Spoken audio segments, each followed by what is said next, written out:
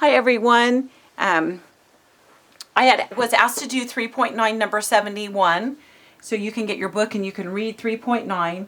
And some people weren't able to see it when I did it today in class, and then I had set it up where I got my acceleration to be positive, and I wanted to show you how I should have set it up. I just wasn't thinking, and so. A car is traveling 100 kilometers per hour when the driver sees an accident 80 meters ahead and slams on the brakes. What constant deceleration is required to stop the car in time to avoid a pileup? So we kind of have our car. Here's our little car. And our car is going this way, and then right here is the bad accident. And so we want it to stop before there. So right here, we're at time 0.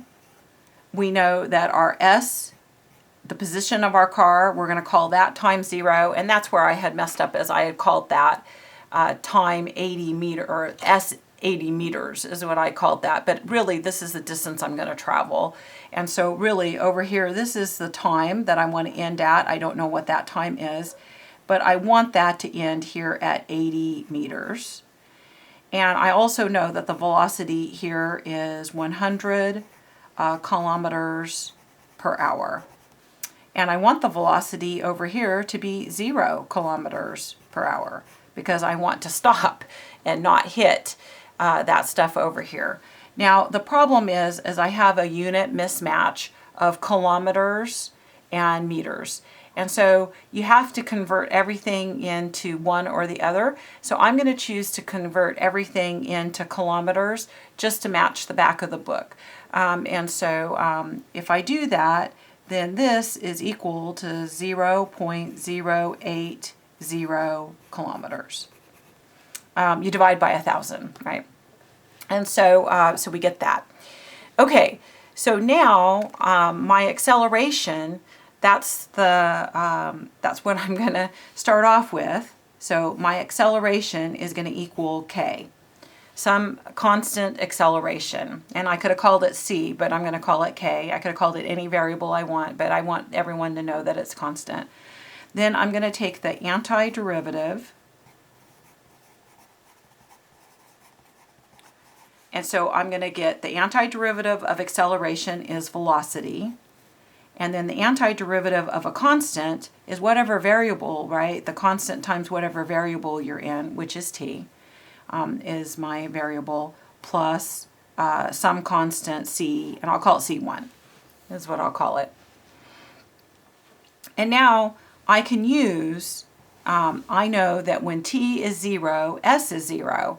Now, if I knew what t was over here, I could have used s is 0.08.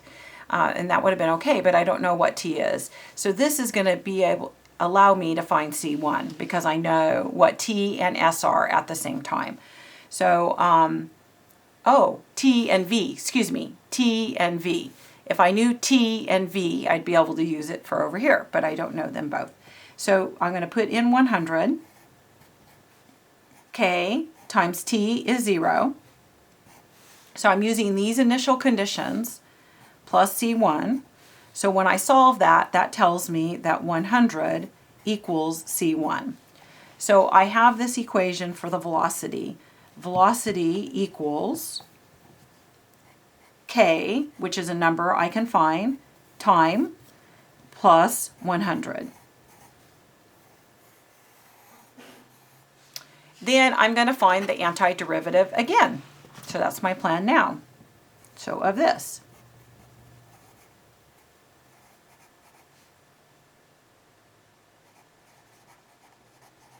So when I take the antiderivative of v, I get s. Of velocity, I get the position. When I take the antiderivative of k times t, k is a constant, so you just take the antiderivative of t, t to the 1, right? Use your power rule, add 1 and divide by the same darn thing. So this becomes k times t squared over 2 plus, and then the antiderivative of 100 is 100t plus, and then a constant, and I'm going to call that c2. and I want to then find my C2. So again, I know when time is 0, S is 0. When time is unknown, then S is 0.08, so that's not helpful. So this one's going to be the one that's helpful to find C2. So I'm going to put that in. So when S is 0,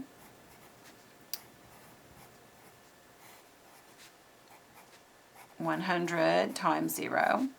So our C2, 0, 0, 0. C2 is 0.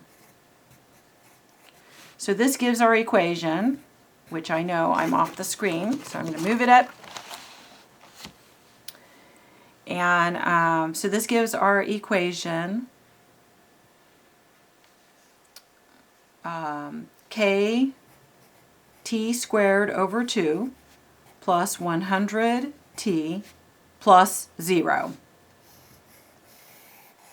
Okay, so now I want to have some more room, right?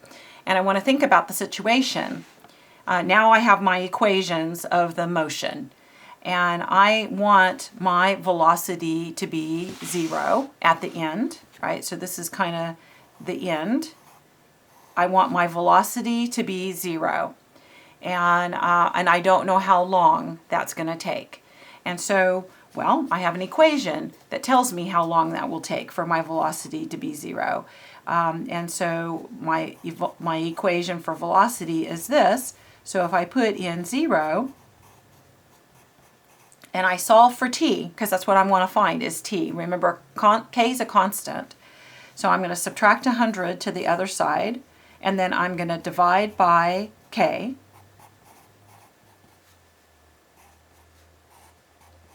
So that's my time in hours.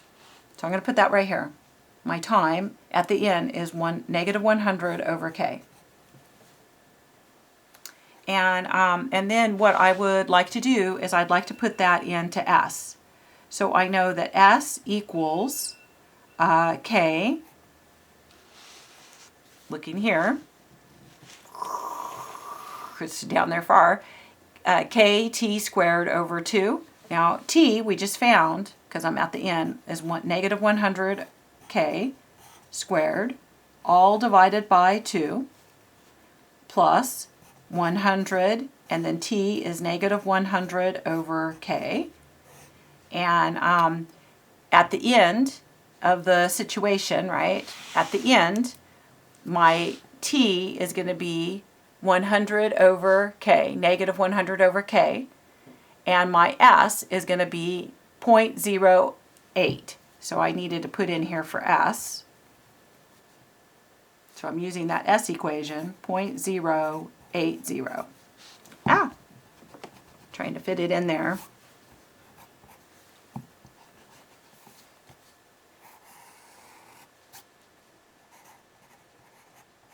Okay, so that's the equation that I need to solve. And then I'll know k. K should be negative.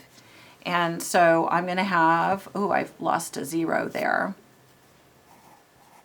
And it wasn't going to turn out, and then I was going to be sad, right? So remembering back, I was changing the number, right?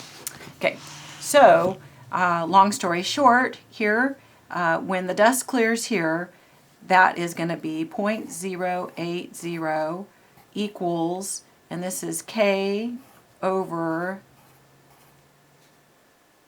one more 0 over k squared, all divided by 2, minus 1, 2, 3, 4 zeros over k. And then this, when you reduce a k with the k squared, you get over k. And when you divide 100,000,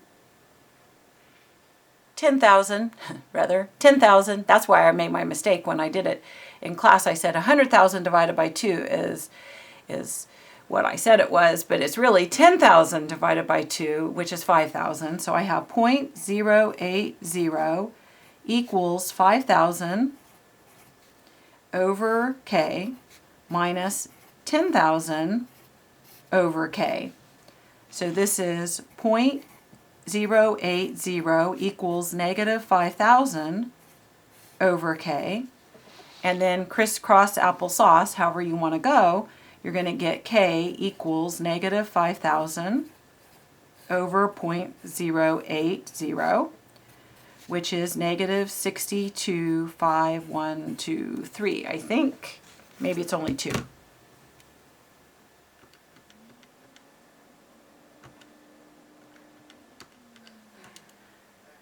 So it is only 2. Okay.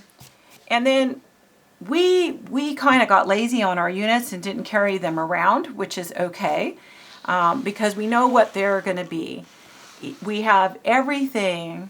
Our velocity is in kilometers per hour, so that means that our acceleration would be in kilometers per hour squared, right? And I made sure that everything was in hours or in kilometers, right? And so that's what our units will be here for our acceleration, kilometers per hour squared.